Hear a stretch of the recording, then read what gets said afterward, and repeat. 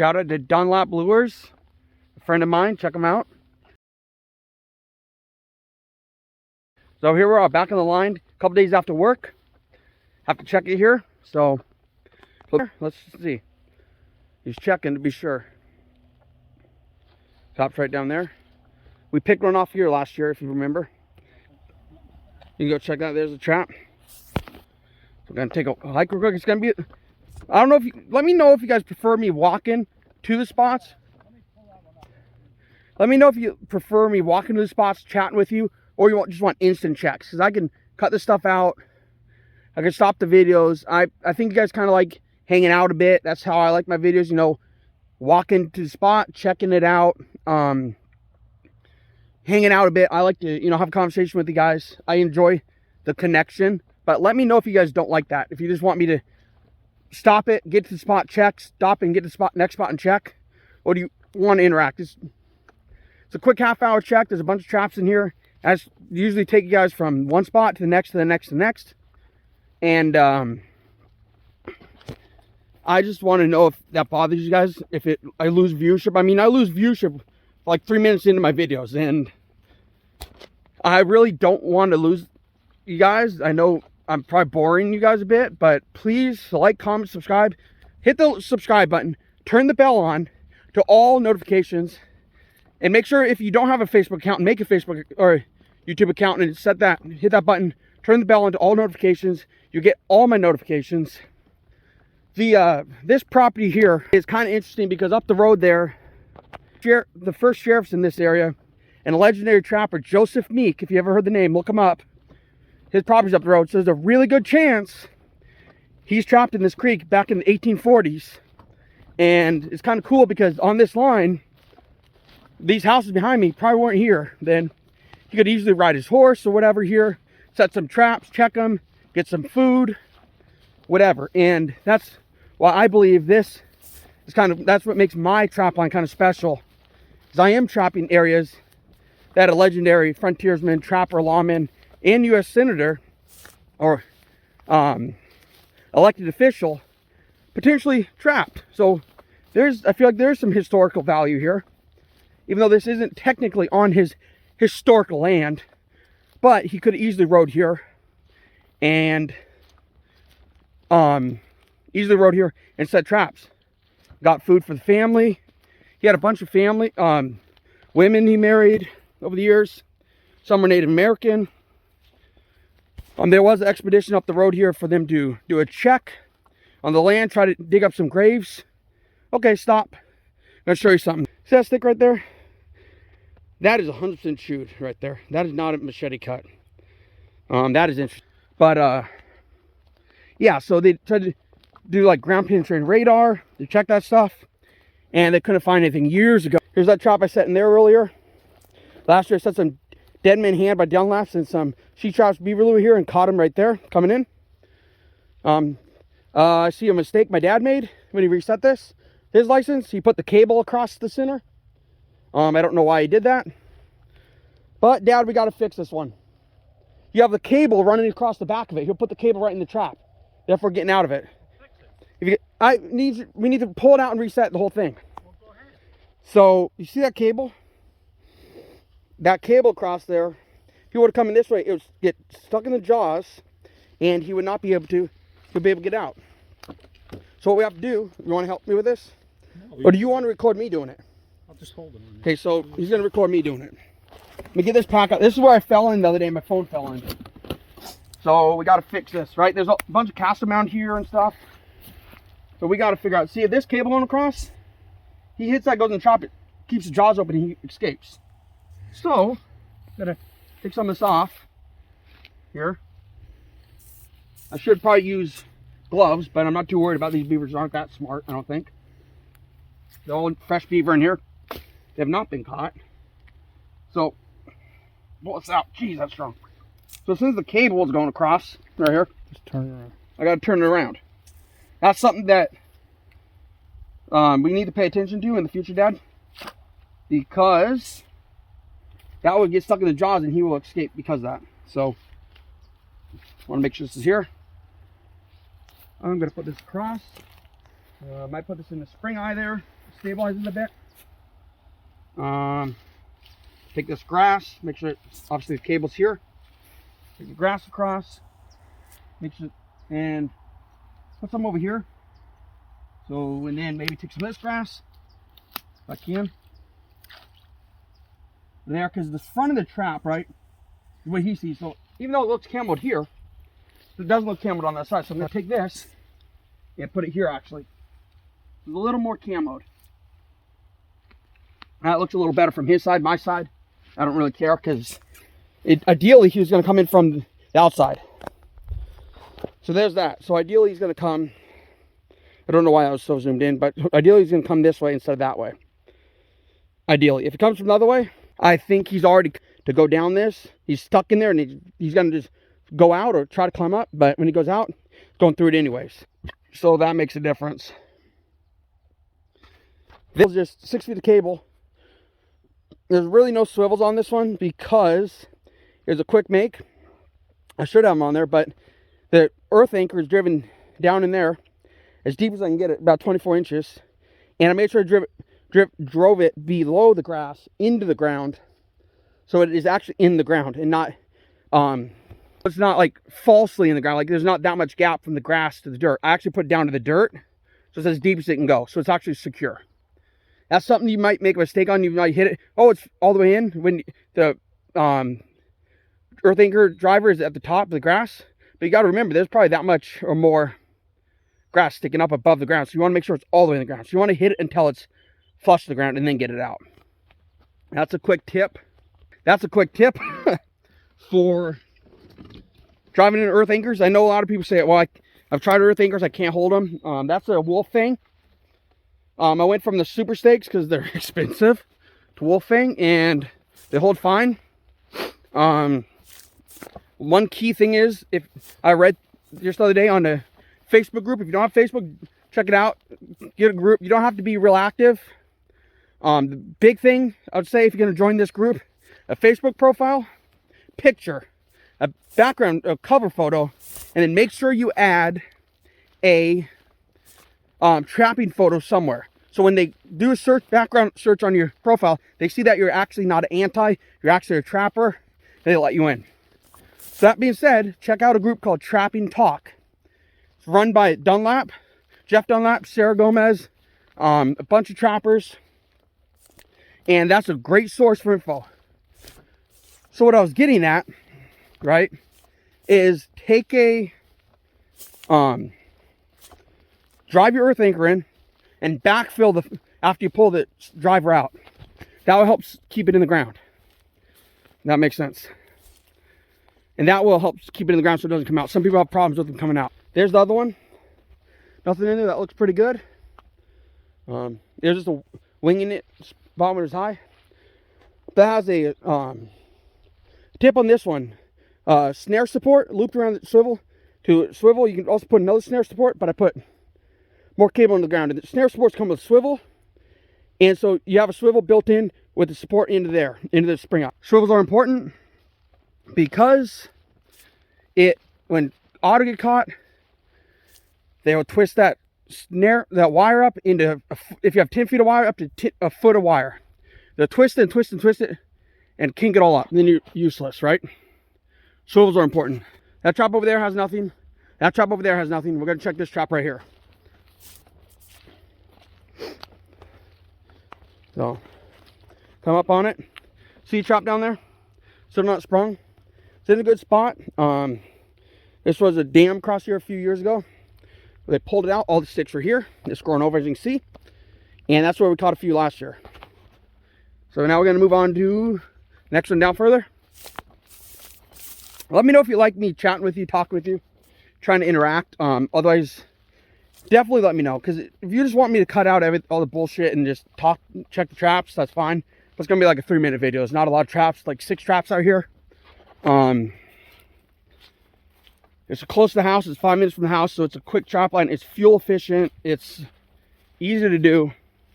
And that's why we trap here, if that makes sense.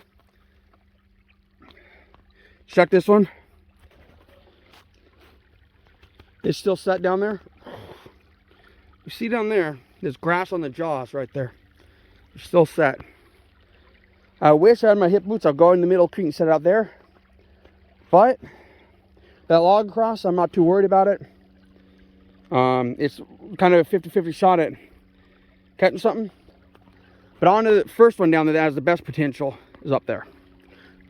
So we're going down there now. I may stop this and walk down there because I already talked for 10 minutes, showed you some trap checks. Don't want to bore you to death. But like I said, if you guys pay attention, the very last trap has the best potential at catching something, so stick around. I know a lot of you dip after 3 minutes, but you're missing out the best part. I'm not going to show the catches in the beginning. I'm going to make sure the least productive is going to start first, the most productive is at the end. So if you don't stick around to the end, you're not going to see the catches. So over this log we go. So make sure you stick around. As I climb up on this log, I'm going to stop it here. Got to go down to the next trap, and that's the best potential we have. Whew. Gets windy here. Snap that like a twig. Knock this tree over. Beaver's chewing out there. So I'm going to pause it right here. You can see you down there. And I'll make this a 15-minute video maybe a little longer. So stick around. Like I said, like, comment, subscribe. I want to know your thoughts. What do you think I can improve on with my sets? What do you think I could do better? I know I have some professional trappers that watch this. I would love your expertise. I'm by no means an expert. I do this as a hobby. I don't travel state to state to state trapping. It's just for fun. But if I can improve on something, I'm always willing to learn. That's the thing. I'm always studying, listening to podcasts. Trapping radio is a great one. I'm always listening to radios, podcasts, everything, videos. I'll go look up a subject on beaver trapping and just go down all the videos on YouTube and watch them. So I'm always studying. I'm always willing to learn. So let me know what you think I can do better. See you at the next trap. Back at it. Next spot. I'm going to show you this. There's the walk-in. And it's muck. As you saw before, this is all flooded. Still water there. So it don't sink. And there, the trap is down there. Can't tell if it's set off or not. And then he's spoiling it for you guys. But there's muskrat shit there. There's some kind of shit right there. So obviously we want the beaver going down through here. Right? There's more shit there. What? I didn't check it. Here, film me. Make sure you get back on if you can see me. This one's going to be sketchy because I don't have hip boots. So I'm taking this off so I don't fall in. Can you actually see me in the trap? Make sure you see everything. Except in the muskrat, right? I don't know. Let's see. It's set still. It's good. There's nothing in there. I'm not pulling it up. So I don't know if I can get it back in there with the current. There's nothing in there. It's still set, but the muskrat taunted us with a little shit on the stick. Haha, you don't remember that shit on the stick? The shit on the shingle, whatever the heck that is when you're growing up. There it is. There's the old funnel. It goes up that way up to the other traps. Over here, just a dead end. Goes all the way down to a big shallow pond down there. And into a big creek. There's that. He's taunting us. Gonna take a look over here. See if there's anything over here, because we never look over here. Yeah, I don't want to fall in. That's a good point. But see how this is all this marshy, shallow here? I often wonder if they come up here and sit down and poop and eat and shit. Yeah, they go right up that one. Right up there. Up there. Looks like the best shot we had. A little shit on it. Or shit on the stick and laughed at us. Even though it's not the target species. That's what... They just decided to laugh at us. Last year we caught one here. That deep run. That deep run. That's good 4 feet deep. That's a 56-inch H stand all the way down, right? It was flooded in here. Story time. The beaver came down, went through it, got caught, was over here under this brush, alive, with it around its foot. I know people say they'd come up to it and turn around and kick it. But if he's swimming through a deep run underwater, tell me how that makes sense. That he gets caught around his foot, good 5 feet deep, and he's 4 feet deep, and he's going down. Gets caught, comes up here on the bank and steps here, right? And is under there alive. Thank God for the cable, right? So, 6 feet of cable. How's that happen? I've heard all the excuses about them walking up to something, turning around and kicking it. But if the water is going through here so fast, that's literally rushing through here at a very fast pace, faster than this, how could he turn on a dime, turn around and kick it with his foot and get caught and come up here? That surprises me. I don't know how that happens. I've heard of them in shallow water, coming up, turning around and going boom. But if they're going down in a run, how's he going to stop himself in a pinch point, turn around, get caught? That makes no sense. This is all rutted out here, out by water. It's deep. We could probably put a 1022 vertically here, cover the whole thing, but vertically cover it, not wide. But that doesn't make sense to me. Can one of you professional droppers spread some insight on that? Like, I get in a shallow spot with in slow water where they can turn around and kick it, but I've said this a couple times already. I'm so perplexed by it. A deep run, flowing water, turn around, kick it, and get caught on the back hind leg and be alive under there. Thank God, like I said, thank God for the 6 foot cable, because it was over here. Cable is still staked in, but it's tucked under this brush, hiding. I didn't see him when I came up here. I was like, oh, where is it? It's gone. And then I look over here and, I walk up here, don't even see him from there. Hear brush moving, I look over here and there's a beaver tail sticking out, and beaver tail sticking out, and he's alive. Can one of you guys explain that? I know it could be an anomaly, could happen, but you got to picture this. Fast water, faster than that, which rushing through here. Deep, really no place for him to be like, oh, I'm going to turn around, step on the bank and turn around. He's just flying through it usually. They don't know what hits him in this spot. And he's alive over here with a Belial 330 around his left hind leg. I had to remember for a second. I will post a picture of, maybe I'll post a picture in the video at the end with the trap, not with the trap, but of the beaver. He's like 30-pound beaver, probably a year old, year and a half old, maybe more, but it was alive. And I know, like, maybe Dunlop has an answer, maybe some of J3O, maybe Mike, I forget his last name, Mike Swanson, maybe one of those guys, some of the professional trappers, USDA trappers, have some advice on that, why it happened. But honestly, I thought it was a fluke. I just thought, there's no way. And it perplexed us for almost a year. The time that trap season, we were just like, we don't know what happened. We just summed up to accident. But no different set than that. And he was caught. So I'm going to give you a little panoramic view of this area. There's a farm field up here, or a little view, and it goes around here, forest. There's a shallow swamp back there. Good, all the width of the trees, right? And then back to a big creek that would caught them up there on the other property. That's an actual flowing creek that goes all the way out to a bigger river, but that's a ways away, a couple miles away. They come over the berm into the pond, there's a couple dams down there, come up here, get caught. Sometimes they swim over this and go up there and get caught. There's 3 beaver dams up here, or 3 beaver lodges. There's a big, huge hole in the bank up there, and there's another, below the second beaver lodge is a big hole in the bank. Another entrance or something like that. This is pretty sweet creek. So like I said, talk to you guys about, like, this is a pretty small creek, man. We catch that many animals in. Yeah, it was a feeder creek, but that, I mean, still a ways away. They have to get over the berm. They have to climb, put a bunch of effort in to get up here. Like the perfect little creek in Oregon. That's to talk to you a little bit about something. But in Oregon, there's a lot of swamps like this, and marshy areas, deep channels like this. Over by the back a ways behind me. And you don't know which way I'm facing, whether I'm facing west, south, or east. So you don't know which side of the airport I'm on. So you can't find this location. But it's like this, a lot of marshy stuff. Done a lot of trapping growing up. Getting taught by a trapper and mentor by the name of Dave Smith. You might know him by Dave Smith Decoys, right? Goose decoys, best in the country, expensive, but indestructible. If you've ever seen Melissa Bachman Outdoors, her buck decoy is made by Dave Smith Decoys. Yeah, decoy, but he taught me a lot of this, like leg hold trapping on the big creek over behind us. In Beach 750s.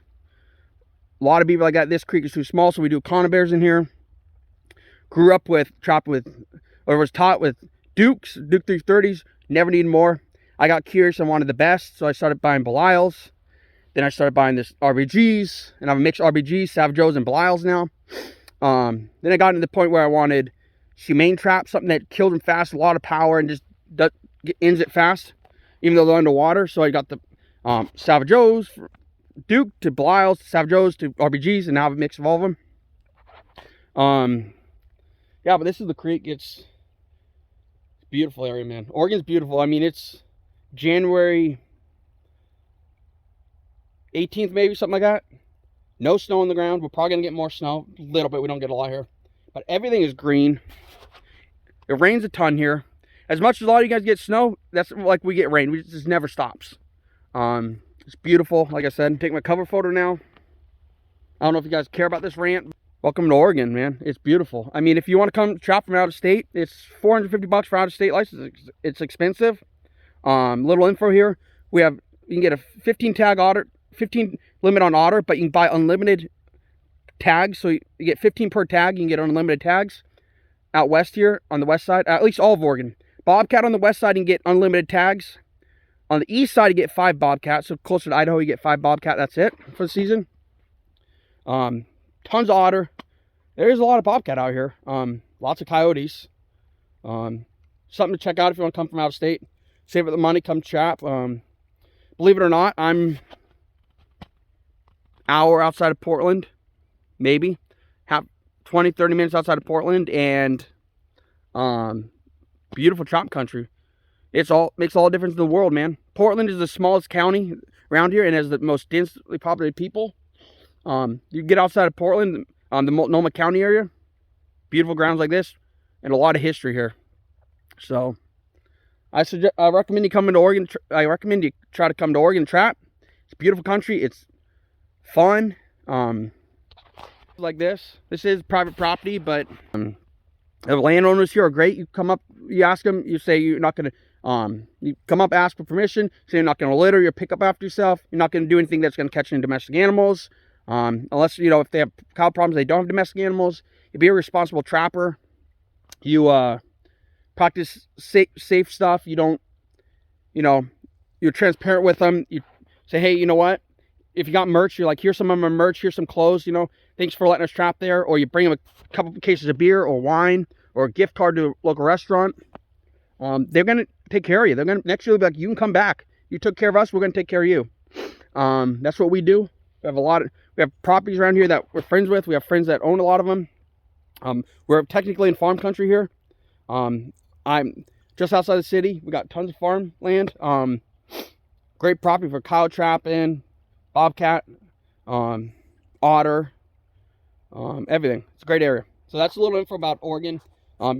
Yeah, you hear a lot of crap about Multnomah County, but Multnomah County is one of the smallest counties, and it's like 450,000 people live there, right, or plus, and it's cram-packed with people. It's disgusting. But come out here, you don't have a lot of people, you got a lot of land, and it's a great area.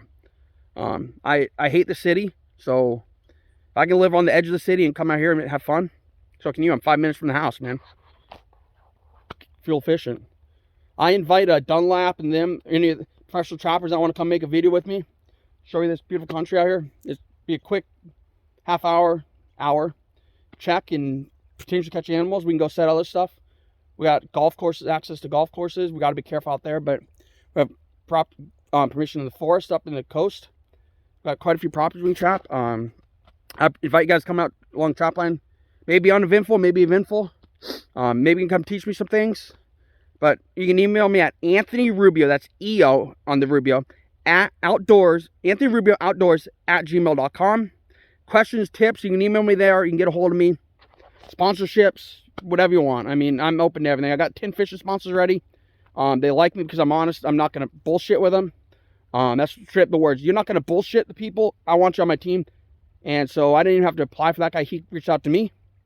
So yeah, check him out. You know, once again, shout out to Dunlap. Always a great guy. Willing to help me. Willing to help somebody that, you know, is out there who may need help. If you need help, message Jeff Dunlap. You know, he's a great guy. So I got to go. I'm just ranting, but appreciate you being here. Remember on my videos, this is the best set. It's the first trap on the line coming up the creek from the big creek. So this is one they're going to get caught in. So if you watch 3 minutes in and stop up there, you're going to miss the action most of the time. Thanks for being here. I appreciate being here. Sorry for the rant, but I'm a people's person. I'm a people pleaser, so I like people. Have a good one. Thanks for tagging along. Sorry I couldn't get other videos this week. I was working a lot. I worked 3 days a week, so, and I have my brother with his license come check them. His tags and my tags are on them, so we share them. Yeah, come check them out. Have a good one, guys. Thanks for being here.